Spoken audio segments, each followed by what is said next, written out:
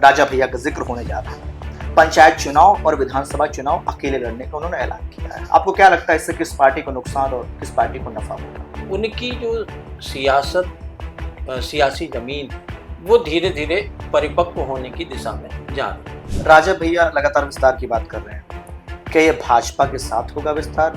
गठबंधन होगा या नहीं होगा ये बात की बात है। क्या उत्तर प्रदेश में पीडीए बनाम ठाकुर की, ये राजपूत की पॉलिटिक्स शुरू हो रही है? क्षत्रिय समाज के जो विधायक हैं इन्होंने एकजुट होकर के एक तरीके से सपा को भी मतलब विपक्ष को भी अपनी मौजूदगी का एहसास कराया और भाजपा के आला कमानों को भी मौजूदगी का एहसास कराया। भविष्य में क्या ऐसी संभावनाएं लगती हैं कि दोनों नेता साथ में जाए, दोनों दल साथ में चुनाव लड़े, अखिलेश यादव और राजा भैया? राजा भैया का अगर आप देखते तो देखेंगे तो उनका मायावती को छोड़ के किसी से बिगाड़ नहीं। उत्तर प्रदेश की सियासत में एक बार फिर से हलचल तेज है और इसकी आमतौर पर कई वजहें भी देखने को मिलती हैं। चाहे पंचायत चुनाव नजदीक आए, विधानसभा चुनाव हो या फिर लोकसभा चुनाव के परिणाम जिस तरीके से 2024 में देखने को मिले, उसके बाद कहा गया कि बहुत हद तक 2027 का विधानसभा चुनाव बेहद दिलचस्प होने वाला है। इसी कड़ी में आज जिस शख्सियत की हम बात करने जा रहे हैं, आमतौर पर उस शख्सियत को लेकर कहा जाता है कि जिस तरफ उनका झुकाव रहता है बहुत हद तक राजनीतिक पार्टी को मदद भी मिलती है। 7 बार के विधायक हैं और प्रतापगढ़ जिले से आते हैं। नाम उनका रघुराज प्रताप सिंह राजा भैया है। तो आज उन्हीं के इर्द गिर्द ये चर्चा घूमती हुई नजर आएगी। नमस्कार, मैं अमित विक्रम और आप देखना शुरू कर चुके हैं हमारा खास प्रोग्राम संवाद, जहां हमारे साथ चर्चा के लिए जुड़े हैं संदेशवाहक अखबार के स्थानीय संपादक सूर्यकांत त्रिपाठी जी। सर, मेरा पहला प्रश्न आपसे ये रहेगा, राजा भैया का जिक्र होने जा रहा है, कहा यह भी जाता है कि उनके कहीं ना कहीं पूर्वांचल की राजनीति में वो प्रभाव डालते हैं। अपनी खुद की पार्टी है, विधायक रहे हैं, पंचायत चुनाव और विधानसभा चुनाव अकेले लड़ने का उन्होंने ऐलान किया है। आपको क्या लगता है इससे किस पार्टी को नुकसान और किस पार्टी को नफा होगा? देखिए अमित जी, राजा भैया को अगर उत्तर प्रदेश की राजनीति में हम देखें तो एक गंभीर व्यक्तित्व के रूप में दिखाई पड़ते हैं। 7 बार के विधायक रह चुके हैं, कई मुख्यमंत्रियों के साथ काम किया है, कैबिनेट मंत्री भी रह चुके हैं। उनकी जो सियासी जमीन है वो धीरे धीरे परिपक्व होने की दिशा में जा रही है। ऐसी स्थिति में जब उन्हें लगा कि नहीं, अब हमें एक राजनीतिक दल के रूप में आना चाहिए, निर्दलीय का जो ठप्पा है उसे छोड़ना चाहिए, तो उन्होंने 2018 में जनसत्ता दल लोकतांत्रिक की स्थापना की। इसके पीछे उनका आधार यही था कि उत्तर प्रदेश की राजनीति में जनसत्ता दल लोकतांत्रिक को एक ऐसी पोजीशन में पहुंचाया जाए जहां उसका स्वतंत्र अस्तित्व हो, उसका अपना जनाधार। एक समय ये माना जाता था कि कुंडा और प्रतापगढ़ तक सीमित तक और कौशाम्बी तक राजा भैया का जो ओरा है, प्रभाव है, वो सीमित। तो राजा भैया ने जब 2018 में इस पार्टी की स्थापना की, तब से लेकर के 2024 के चुनाव तक बहुत सारी चीजें बदली उत्तर प्रदेश की सियासत। एक तरीके से देखिए तो केवल 2 पार्टियां आमने सामने थी उत्तर प्रदेश की सियासत में, आज भी हैं, सपा और भाजपा। मायावती हाशिए पे जा चुकी है। राजा भैया उस हाशिए, जो वैक्यूम है उसको भरने की कोशिश कर रहे हैं। एक तीसरी ऐसी पार्टी बने उत्तर प्रदेश में जो भाजपा का और सपा का विकल्प हो सके। बसपा चूंकि हाशिए में जा चुकी है और छोटे दल जो जाति आधारित दल हैं उनकी बहुत हैसियत दिख नहीं रही है। अगर वो गठबंधन में चुनाव न लड़े तो उनकी पोजीशन बहुत खराब हो जाती है। और ये चीज सिद्ध भी हो चुकी है। 1922 का जो विधानसभा चुनाव हुआ उत्तर प्रदेश में 2022, हाँ 2022 का 2022 के विधानसभा चुनाव में राजा भैया बिना किसी गठबंधन के चुनाव लड़ते हैं और 2 सीटें पाते हैं, जबकि बसपा को 1 सीट मिलती है। तो उनका जनाधार भी बढ़ता है। 2024 के चुनाव में, लोकसभा चुनाव, राजा भैया का जो कद था वो और बढ़ा। विशेषकर प्रतापगढ़, कौशाम्बी, सुल्तानपुर के क्षेत्र और उत्तर प्रदेश में कम से कम 1 दर्जन सीटों पर विधानसभा की 1 दर्जन सीटों पर राजा भैया का डायरेक्ट प्रभाव माना जाता है। अब सवाल ये हुआ कि पिछले दिनों जब राजा भैया को फिर से राष्ट्रीय जनसत्ता दल लोकतांत्रिक का राष्ट्रीय अध्यक्ष बनाया गया, तो उन्होंने एक ऐलान किया कि हम पंचायत चुनाव यूपी का और उत्तर प्रदेश का विधानसभा चुनाव अकेले लड़ेंगे, किसी से गठबंधन नहीं करेंगे।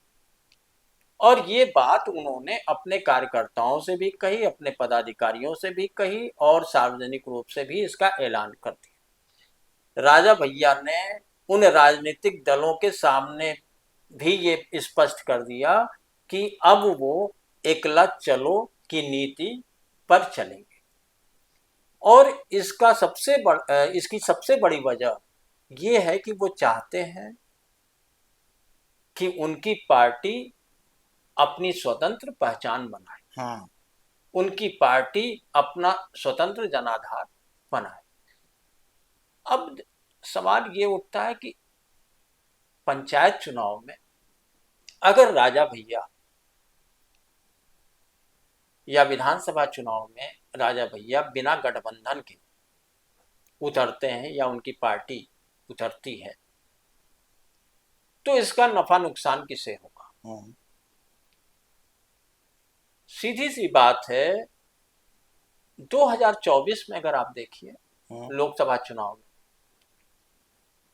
तो भाजपा के खिलाफ क्षत्रियों का आक्रोश कई जगह दिखाई पड़ा, खासतौर पर पूर्वांचल में तो इसका जोर सबसे ज्यादा रहा।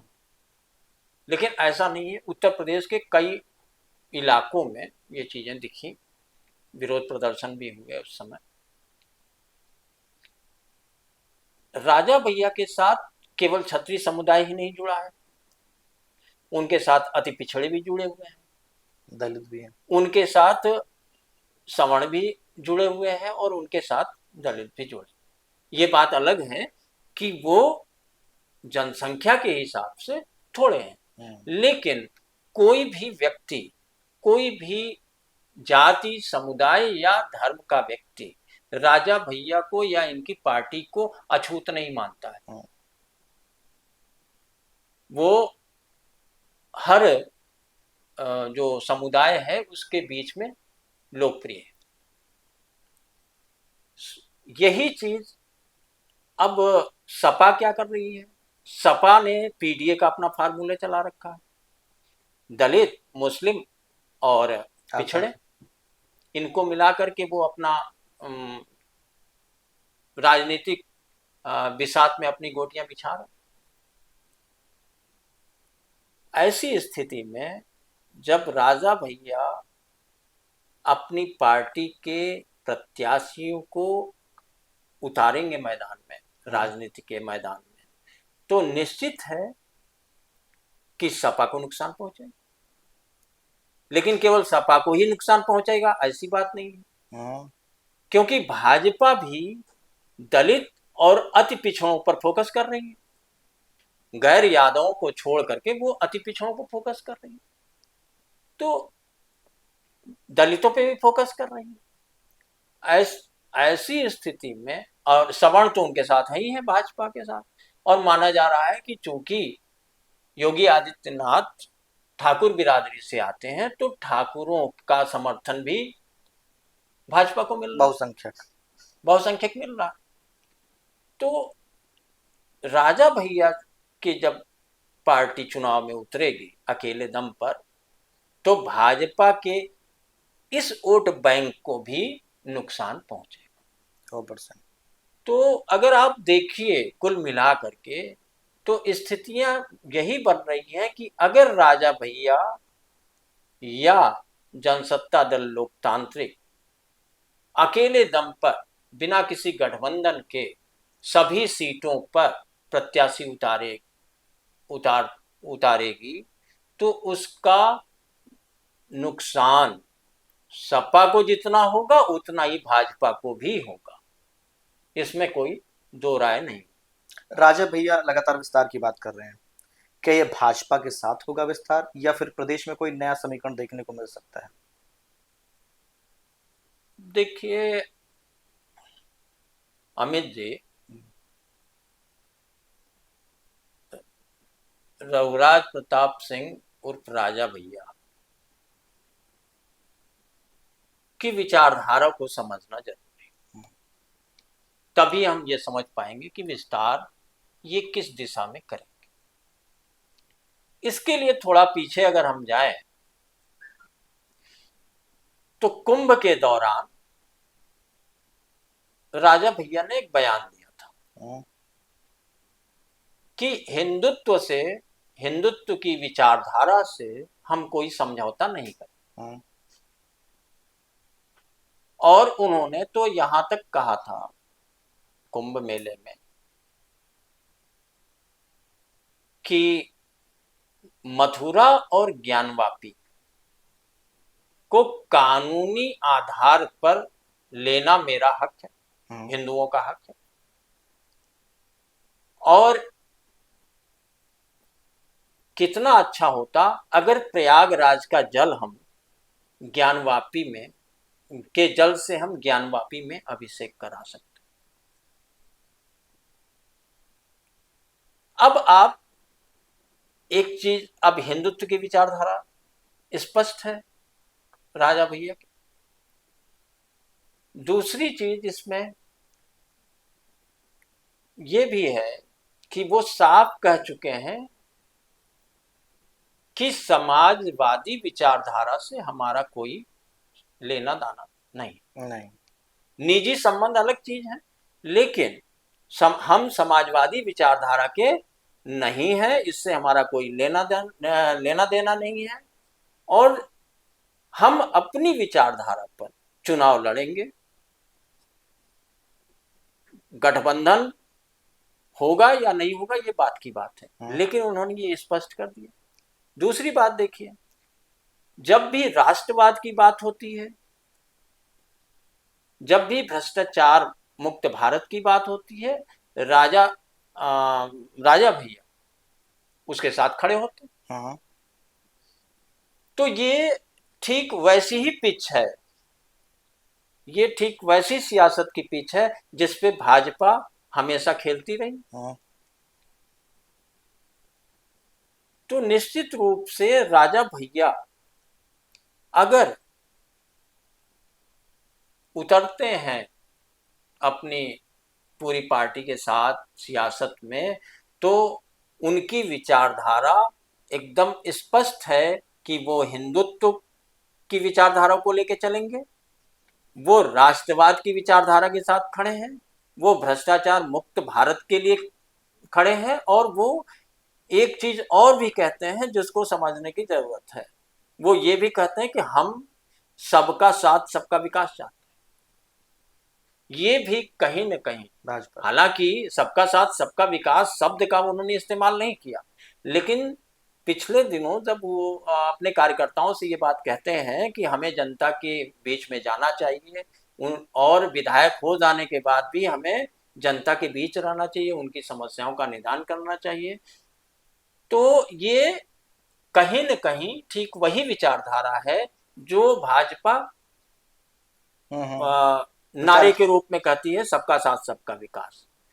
और राजा भैया कई बार ये बात कह चुके हैं कि हम धर्मनिष्ठ हिंदू हैं, सनातनी हैं। कोई भी मुद्दा हो, हिंदुत्व का कोई भी मुद्दा हो, उस पर वो प्रखरता से बोलते हैं, चाहे वो विधानसभा में बोल रहे हो, चाहे सार्वजनिक मंचों से बोल रहे हो, चाहे वो निजी तौर पर बयान दे रहे हो। तो आने वाले दिनों में जो उनके बयान हैं, जो उनकी गतिविधियां हैं, उसके आधार पर ये स्पष्ट है कि राजा भैया हिंदुत्व के पिच पे चलते हुए सबका साथ सबका विकास की बात करेंगे, और यही उनकी पार्टी लाइन दिख रही है फिलहाल। आगे क्या बदलाव होते हैं, लेकिन मुझे नहीं लगता है कि वैचारिक धरातल पर कोई बदलाव राजा भैया के अंदर हो सकता है, क्योंकि वो बार बार एक ही बात कह रहे हैं कि हम इसी विचारधारा पे चलेंगे, और हमारा समाजवादी विचारधारा को वो इग्नोर कर चुके हैं, कह चुके हैं कि हमारी विचारधारा अपनी है, हम उसी विचारधारा पे चलेंगे। तो देखा जाए, या निष्कर्ष रूप में अगर हम देखें, तो स्थितियां यही बन रही हैं कि विधानसभा चुनाव में राजा भैया जब उतरेंगे तो उनके पास हिंदुत्व का मुद्दा होगा, उनके पास मंदिर का मुद्दा होगा, उनके पास भ्रष्टाचार मुक्त भारत का मुद्दा होगा, उनके पास राष्ट्रवाद का मुद्दा होगा। निश्चित रूप से इस मुद्दे पर अगर वो चुनाव लड़ते हैं तो कहीं न कहीं भाजपा के लिए चुनौती पेश होती।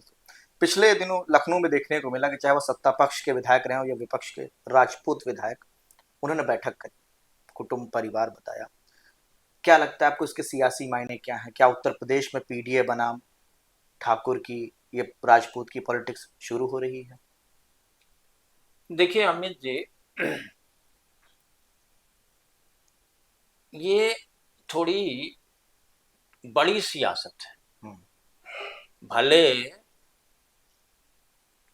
कुटुंब समाज की बात की जा रही है, कुटुंब की मीटिंग की बात की जा रही है, आप ये सोचिए कि 49 विधायकों में, 49 ठाकुर विधायकों, 40 विधायक, ठाकुर विधायक, छत्री विधायक एक मंच पर जुटते हैं और वो, जैसा कि वो कहते हैं कि हमने भोज आमंत्रित किया था, उसमें हम गए थे, कुंदर की विधायक द्वारा। हाँ, रामवीर सिंह ठाकुर, रामवीर सिंह और जयपाल सिंह वेस्ट जो एमएलसी हैं, जयपाल सिंह वेस्ट और रामवीर सिंह ने इसका आयोजन किया था। लेकिन कुछ चीजें ऐसी होती हैं जो प्रतीकों से पता चलती हैं। इन प्रतीकों में जब वापसी हुई इन लोगों की उस दावत से या उस मीटिंग से, तो उसमें सभी को राणा प्रताप की तस्वीर दी गई, भगवान श्री राम की मूर्ति दी गई, प्रतिमा दी गई, और साथ साथ एक त्रिशूल भी दिया। ये प्रतीक होते हैं। महाराणा प्रताप हो या भगवान राम हो, ये दोनों ही क्षत्रियों के प्रतिबिंब माने जाते हैं, हाँ। छत्रित्व के प्रतिबिंब माने जाते हैं और उनके आराध्य भी हैं, मतलब हैं तो पूरे देश के आराध्य, लेकिन उनके प्रति एक श्रद्धा भाव दूसरी तरीके का है। इन प्रतीकों को अगर आप देखें तो कुछ चीजें स्पष्ट हो जाती हैं सियासत में। इस सियासी समीकरण में दो तीन चीजें दिखाई पड़ती हैं। ऐसा विधानसभा सत्र के पहले दिन ही क्यों हुआ? उसका जो सबसे बड़ा कारण दिखाई पड़ रहा है वो ये है कि उत्तर प्रदेश में प्रदेश अध्यक्ष का, भाजपा प्रदेश अध्यक्ष का चुनाव होना है। दूसरे, मंत्रिमंडल में फेरबदल भी होना है। ऐसी स्थिति में विपक्षी दलों के जो बागी विधायक हैं वो भी थे, राकेश प्रताप सिंह, अभय सिंह, ये लोग थे जो सपा निष्कासित किया जा चुका, सपा से हटाए गए, वो भी थे। और माना ये भी जाता है कि इस पूरे आयोजन के पीछे अभय सिंह और राकेश प्रताप सिंह, इनका अहम रोल रहा। इसके पीछे चूंकि विधानसभा, चूंकि प्रदेश अध्यक्ष का चुनाव होना है, दूसरे मंत्रिमंडल का विस्तार होना है, इसलिए ये जो बिरादरी है, क्षत्रिय समाज के जो विधायक हैं, इन्होंने एकजुट होकर के एक तरीके से सपा को भी, मतलब विपक्ष को भी अपनी मौजूदगी का एहसास कराया और भाजपा के आला कमानों को भी मौजूदगी का एहसास करा दिया कि हमारी स्थिति ऐसी नहीं है कि हम आपका खेल नहीं बिगाड़ सकते, नजरअंदाज ना किया जाए, आप हमें नजरअंदाज नहीं कर सकते हैं, चाहे वो मंत्रिमंडल विस्तार हो और चाहे प्रदेश अध्यक्ष के का चुनाव। अगर आप थोड़ा पीछे जाइए तो उत्तर प्रदेश की राजनीति में क्षत्रियों का प्रभाव बहुत रहा। 70-80 के दशक में अगर आप देखिए तो वीर बहादुर सिंह शीर्ष, सत्ता के शीर्ष में थे यूपी के। उसके बाद आप देखिए कल्याण सिंह के समय में, 90 के दशक में, या कमंडल युग कहिए, मंडल कमंडल युग कहिए, उस समय क्षत्रिय और ब्राह्मणों के गठजोड़ से ही कल्याण सिंह सत्ता तक पहुंचे। तीसरी बात, मायावती जब 2007 में आई तो उनकी सोशल इंजीनियरिंग में भी क्षत्रिय समाज की अहम भूमिका रही और सत्ता पे आए। आज की डेट में अगर आप देखिए तो 2017 हो या 2022 हो, योगी आदित्यनाथ जो उसी बिरादरी से आते हैं वो नेतृत्व कर रहे हैं।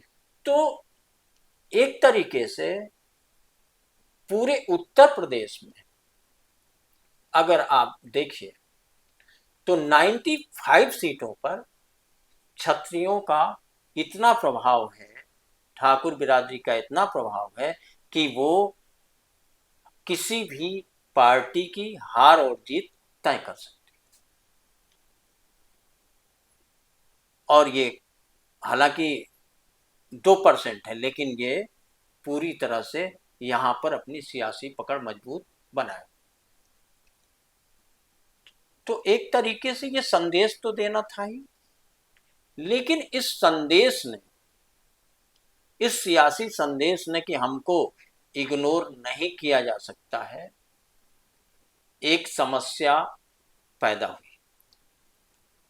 समस्या ये पैदा हुई कि कुर्मी समाज के जो विधायक थे, सांसद थे, उन्होंने भी अपना एक जमावड़ा इकट्ठा किया, बैठक की।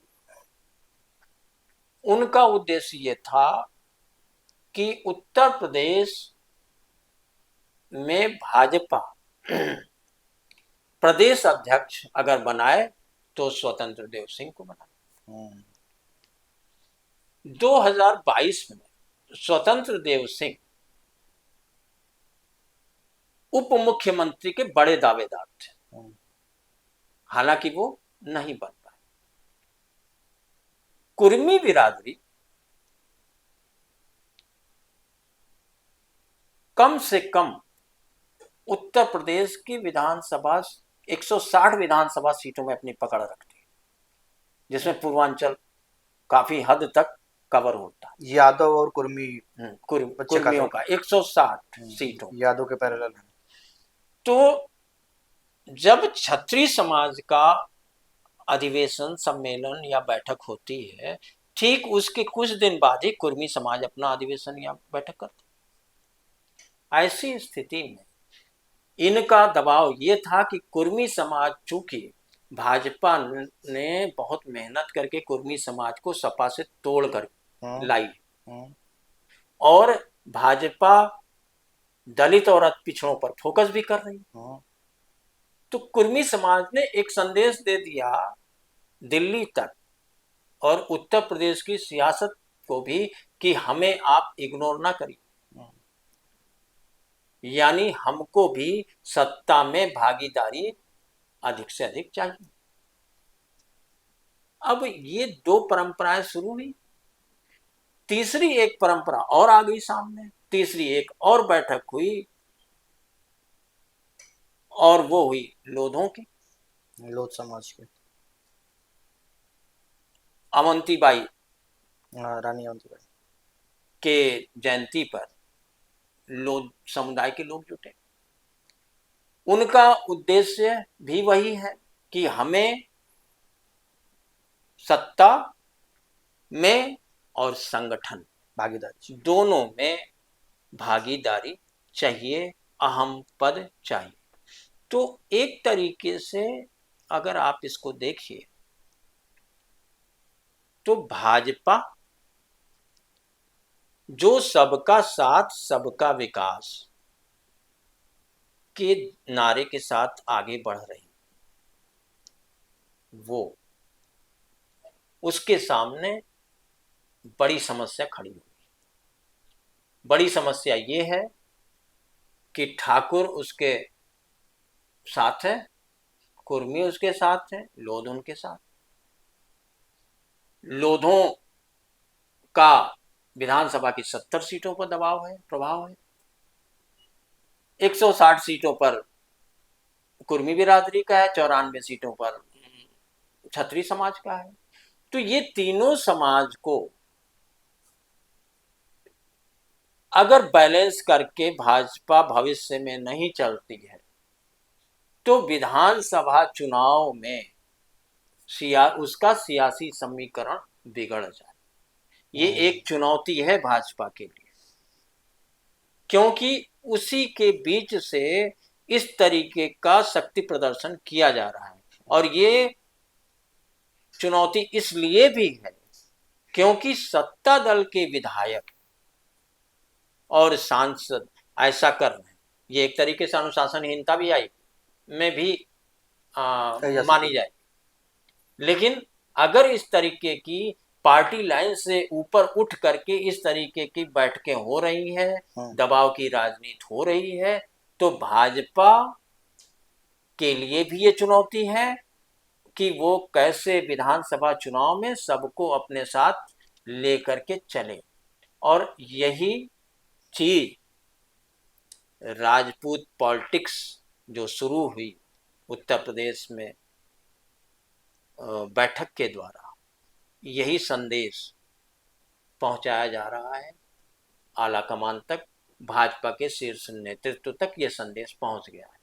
तो निश्चित रूप है कि अगर इसको संगठनात्मक रूप से एकजुट करके भाजपा नहीं चली तो ये उनके लिए विधानसभा चुनाव में समस्या पैदा कर सकती है। राजा भाई एक तरफ वापस चलते हैं। लोकसभा चुनाव था, चुनाव के बीच उन्होंने अखिलेश यादव के समर्थन का ऐलान किया, जिसका फायदा चुनाव में इंडिया गठबंधन को, या यूं कहें कांग्रेस और समाजवादी पार्टी को मिला भी। भविष्य में क्या ऐसी संभावनाएं लगती हैं कि दोनों नेता साथ आ जाए, दोनों दल साथ में चुनाव लड़े अखिलेश यादव और राजा भैया। देखिए अमित जी, राजा भैया का अगर आप व्यक्तित्व देखेंगे तो उनका मायावती को छोड़ के किसी से बिगाड़ नहीं। ये चीज स्वीकारते भी हैं। मायावती को अगर छोड़ दिया जाए तो वो किसी से उनका बिगाड़ नहीं, सबसे अच्छे संबंध है, मंत्री भी रहे हैं, मंत्री भी हर रहे हैं। सरकार। तो और पिछले दिनों एक उन्होंने अपने साक्षात्कार में इस बात को स्वीकार भी किया था कि मायावती से संबंध उनके कैसे खराब हुए, और उसका सबसे बड़ा कारण उन्होंने राजनाथ सिंह के कहने पर बसपा को तोड़ दिया था। और ये बात उस समय की है जब उत्तर प्रदेश में 89 में, 91 में, 93 में और 96 में मध्यावधि लगातार चुनाव हुए थे। 96 में बसपा भाजपा और किसी को बहुमत नहीं मिला, गठबंधन से बनी थी। तो ऐसी स्थिति में 6 महीने तक ऐसे ही चलता रहा। बाद में कंप्रोमाइज हुआ बसपा और भाजपा में, और ये हुआ कि मायावती मुख्यमंत्री 6 महीने के लिए मुख्यमंत्री बनाए। 6 महीने के लिए मायावती मुख्यमंत्री बनी, और उसके बाद 6 महीने के लिए जब कल्याण सिंह का नाम आगे किया भाजपा ने, तो मायावती ने आपत्ति जताई। स्थिति ऐसी बन गई कि भाजपा ने बिना कुछ सोचे हुए कल्याण सिंह को मुख्यमंत्री घोषित कर दिया। स्वाभाविक था मायावती ने अपना समर्थन वापस ले लिया। अब बात आई बहुमत की, तो राजा भैया खुद इस बात को स्वीकार करते हैं कि राजनाथ सिंह ने कहा कि भाई बहुमत का जुगाड़ कैसे होगा, क्या करना है। तो इन्होंने बसपा निर्दलीय को तोड़ा, तो बसपा से 12 विधायक आए, जनतांत्रिक बसपा के नाम पर वो टूटी। उसके बाद लोकतांत्रिक कांग्रेस के नाम पर कांग्रेस से 22 विधायक टूट करके आए। फिर राष्ट्रीय लोकदल के कुछ विधायक और कुछ निर्दलियों को मिला करके एक तरीके से पूरा का पूरा बहुमत इनके आधार पर कल्याण सिंह ने साबित किया।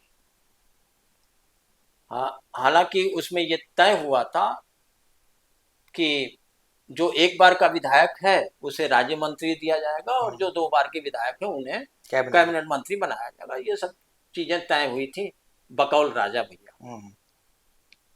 तो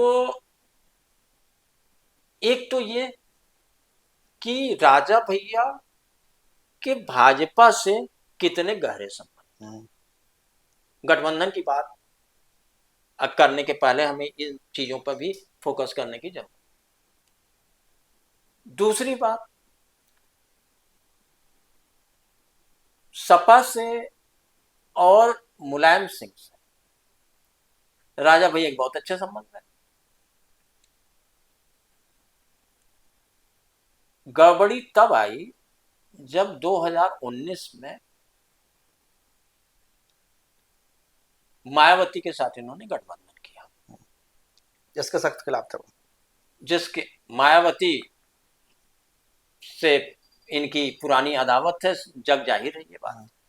तो राजा भैया यहीं से सपा के प्रति उनका थोड़ा मोह भंग हुआ, और जो उसके बाद जो राज्यसभा का चुनाव हुआ उसमें सपा ने कोशिश की कि राजा भैया, भाजपा और सपा में यहाँ कैंडिडेट को लेकर के कांटे की टक्कर चल रही थी, तो उस समय राजा भैया के पास भाजपा के लोग भी गए और सपा के लोग भी गए, लेकिन राजा भैया ने भाजपा के कैंडिडेट को समर्थन किया, सपा के आलोक रंजन को नहीं। हाँ, नहीं दिए। और यही नहीं, सियासी गलियारों में ये चर्चा भी रही कि सपा के कई बागी विधायक बने इस समय और पार्टी लाइन से हट करके भाजपा की क्रॉस वोटिंग की, तो इससे खटास बढ़ी अखिलेश यादव में और राजा भैया। लेकिन इस खटास को भरने का काम, इसको मैनेज करने का काम अनुप्रिया पटेल के एक बयान ने कर दिया लोकसभा चुनाव 2024 में। अनुप्रिया पटेल ने एक ऐसा बयान दिया राजा भैया के खिलाफ जो न केवल राजा भैया बल्कि क्षत्रिय समाज के लोगों तक उसका गलत संदेश गया। परिणाम ये हुआ कि राजा भैया जो चाह रहे थे कि 2024 में हम प्रतापगढ़ और कौशाम्बी से अपना उम्मीदवार उतारें, चुनाव में जाएं, उन्होंने ऐलान कर दिया कि हम चुनाव नहीं लड़ रहे हैं और हर आदमी स्वतंत्र है, हमारा कार्यकर्ता स्वतंत्र है, हमारे समर्थक स्वतंत्र है, जहां चाहे वहां वोट दे। ये बात सपा ने भुनाई। सपा ने साफ साफ कह दिया कि राजा भैया ने हमको समर्थन किया, और उसका ये बात अलग है कि ऊपर से उन्होंने कहा कि हम तटस्थ हैं, न्यूट्रल हैं राजा भैया ने, लेकिन माना यही जाता है कि अंदर खाने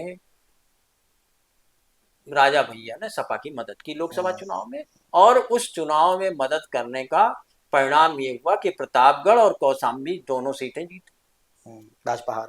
इसके अलावा आप जाइए थोड़ा सुल्तानपुर में सोनू सिंह, मोनू सिंह राजा भैया के बड़े करीबी माने जाते हैं, और सुल्तानपुर में मेनका गांधी चुनाव लड़ा भाजपा से। तो सोनू सिंह सपा में शामिल होते हैं, और जो वोट अब उनकी तरफ का था उसे उन्होंने राम भुआल निषाद के पक्ष में, सपा प्रत्याशी के पक्ष में डलवाया।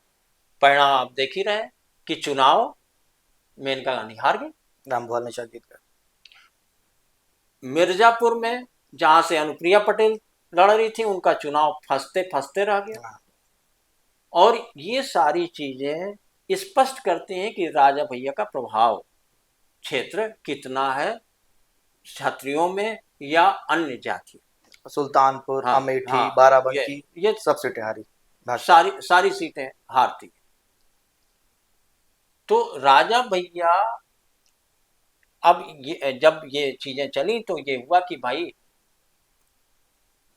उस समय जब लोकसभा चुनाव के रिजल्ट आए तो राजा भैया के प्रभाव वाले क्षेत्रों में सपा जीती, तो ये चर्चा गर्म हो गई थी कि राजा भैया आने वाले दिनों में विधानसभा चुनाव में सपा का समर्थन करें। खूब चर्चा थी कि सपा के साथ वो आएंगे, लग भी रहा था कि सपा के साथ आएंगे। आज जो ये स्थिति है, राजा भैया ने कहा कि हम अकेले चुनाव लड़ेंगे, लेकिन मेरा मानना ये है कि राजा भैया सियासत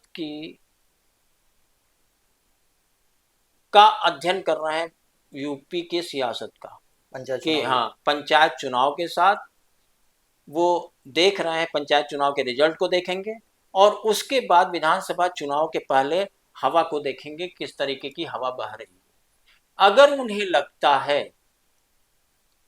कि सपा मजबूती से उभर रही है तो वो सपा के साथ गठबंधन करके सीटों पर चुनाव लड़ सकते हैं।